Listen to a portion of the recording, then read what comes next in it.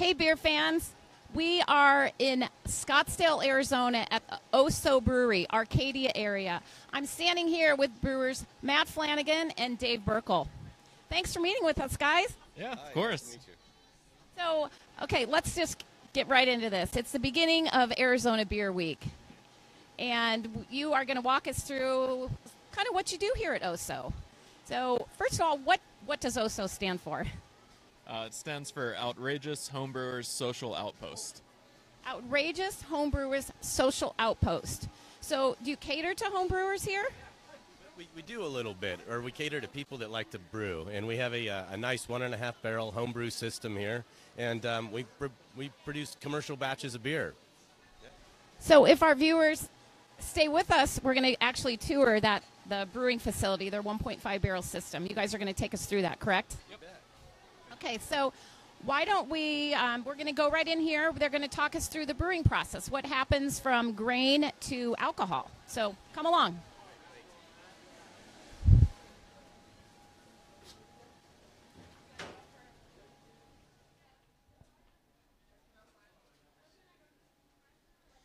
So we're finding ourselves right here in the mill room, and let's talk about you guys talk about the grain and the milling process. Well, this is where the beer starts. Milling 2-row malted barley. We have our base malt, and we have a pretty good array of different specialty malts here because we make all kinds of different beers. This is a 2-row malted barley again. Here's a caramelized malt, and here's a dark roasted malt. It's these malts that produce the colors and the flavors for different beers. So let's take a look at our beer here. Yeah. So very different in color, very different in flavor. So what grain goes in? This is just a really light Pilsen malt, more of a lager style. It's an ale actually, but it's just it has maybe some toasted malts in it and a little bit of primarily base malts. Matt here has a beer that has more some caramelized malts. Whenever you see red colors, think of caramelized malts, and caramelized flavors. There's some malty flavors.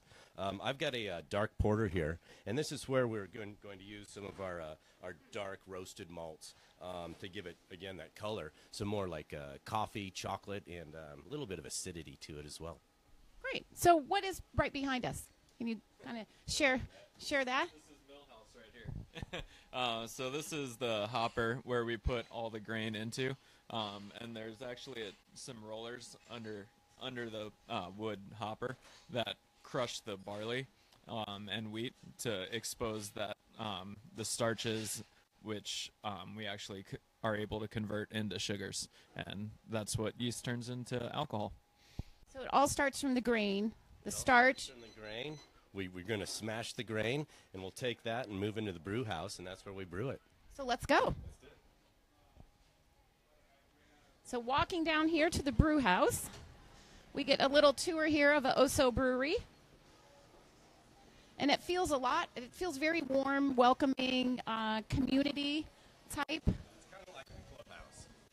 It's kind of like what? It's kind of like the clubhouse. We have 3 different locations, and this is where we started, so it's more like home. So 3. Okay, let's go into the brew house. It looks fun. It looks very fun. And on the 15th, we're actually going to release some more brew dates. You could bring a group of 6 people in here with you and brew a batch of beer with us. You got to name the beer and get some input on how to flavor it if you want to go that route. Sometimes people get pretty creative. Pina colada one was pretty fun. But yeah. So the public can actually go on your website and sign up, come in here and brew for a day. Okay, we lost you guys for a minute, but we are back. So let's begin again with the brewing process. We went from the mill room, now we are out here in the brew house.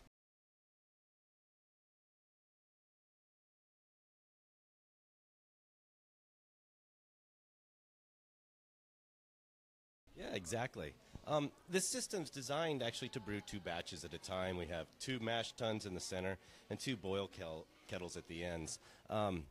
I was saying, a couple years ago, we were really busy. We were double, quadruple batching a day, trying to produce as much as we could here. But each batch only makes 3 kegs at a time. It's 1 barrel and a half. Since we've got our production brew house in Paradise Valley open this last year, it allows Matt and I to brew maybe 3 to 5 batches a week, always something different. We get to do test different hops, fruits, whatever we want to throw into a different batch, donuts. Pies and donuts included, yeah. I taste a donut in my beer. Raspberry jelly-filled donut, perhaps? That's raspberry jelly-filled, yeah. Nice. You got to play around a lot here. So the brew's going to start in the mash tun. That's where we take the milled malted barley, and we're going to basically steep it like tea. We're going to steep the grain, make a really sweet malty mixture, a malty liquid. It's from the mash tun. Then we'll drain that out, and we'll pump it into the boil kettle. And it's in the boil kettle that we're going to add hops. And hops are going to be the spice to the beer. The malt is going to provide the fermentables, the alcohol, and a backbone of maltiness. And then the hops are going to balance it with a little bit of bitterness, and then aromas and flavors. So this is where that happens. This is the kettle boiling. The boil kettle. Okay. So the hops that you put in here during the boil are for bittering. Hops have a dynamic purpose.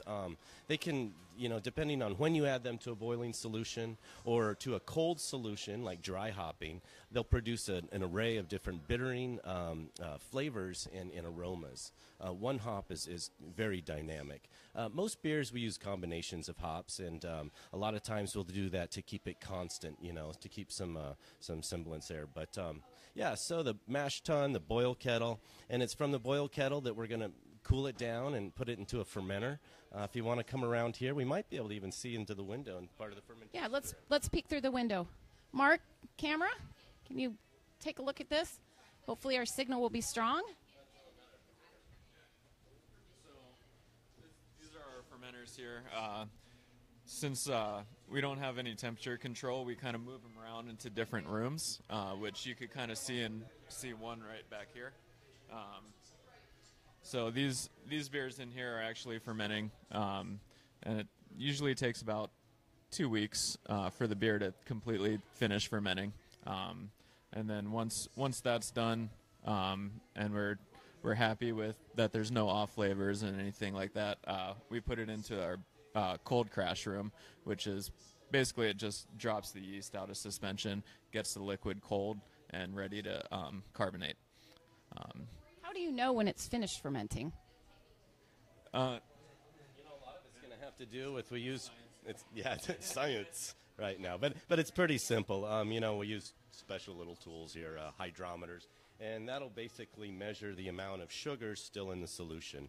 As the yeast is metabolizing them, the sugars drop, and then it stops at some point, and then we know it's done. So when it stops, there's also going to be other measurements. The aromas that are going on in there, that are telling us what's happening, and then the flavors as well. So the fermentation, a couple of weeks. There's another cold room, like Matt was saying, behind us here, and we'll put them in there and condition for a few more days. Into a bright tank is where we're then able to carbonate them and put them into kegs. So you guys are, as brewers, there's a lot of science going on here. Balance, palate, your off flavors, a sense of smell. Right, there's a lot going on here. Temperature control is creating the most hospitable environment for the yeast. The yeast is what's really making the beer, and making sure it's happy is our intention. Love that happy yeast. Love our hops. Love that happy yeast. So then the bright tank is where you can that is your finished beer, and you can drink. That's when it's ready and drinkable. Yeah, pretty much. Yeah, that's when we then carbonate it and put it into kegs. Should we go around to the bar and see then where we serve it from? Or? Absolutely. That's always the best place to end up, correct?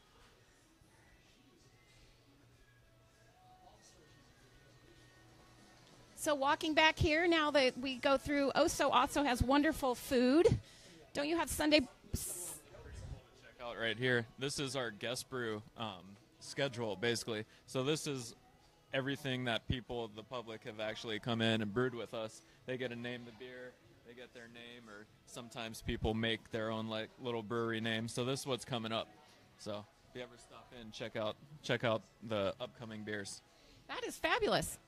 I'd like my name on here one time. Now, okay, one question here. Does the public also get to pick out the beer style, or do you guys do the recipe formulation, they name the beer? Well, when we release the brew dates, it has a specific style. Sometimes, like avid homebrewers will actually email us and be like, hey, like, I want to try my homebrew recipe on your system, and we'll scale it up. Or some people would be like, hey, I signed up for a Hefeweizen, but I really want to brew an IPA. Wonderful. Now, just a question, the distilled hop oil. If I would have a brew like this, could I possibly bring that on the brew day and put that in? Some finish? What did you say? We're definitely up for that. El Dorado? Chinook? Okay, I'll bring El Dorado then. Okay, so finishing up our tour here through the restaurant, you can see you have wonderful. You have a Sunday brunch and full menu. Okay, coming this way. Huh. Check out this bike here. Is that We actually take this to events with us, and we hook up kegs in that little stainless or the steel tub right there, and it actually pours out of the cask. No kidding. Yeah. That's party on a bike. Oh yeah, we're super bike friendly. People love to just ride their bikes down the canal and walk into the back door, grab a beer. Did you hear that, folks? Ride your bike over Arcadia OHSO. One quick question, and then we will close out here, is you also distill, correct? That makes you very unique. Can just explain a little bit to our brewers about how unique this is. It's not only a brewery, but also a distillery. Yeah, come check out the bar. You can see some of our distilled products. So right where Dave's standing, we have our Arcadia line and our peach whiskey right there on the end to the left. Yeah. So, horseradish. Yeah, horseradish. We got jalapeno, grapefruit, cucumber just got released, rosemary. Our gin won a few gold medals. So yeah, it's really fun. We got to do a lot of different things here. Jeff and Greg are distillers up at North Scottsdale location. How about we have another segment completely on distillation? I'd like to come back and show our viewers all about that. Would you guys? Yeah.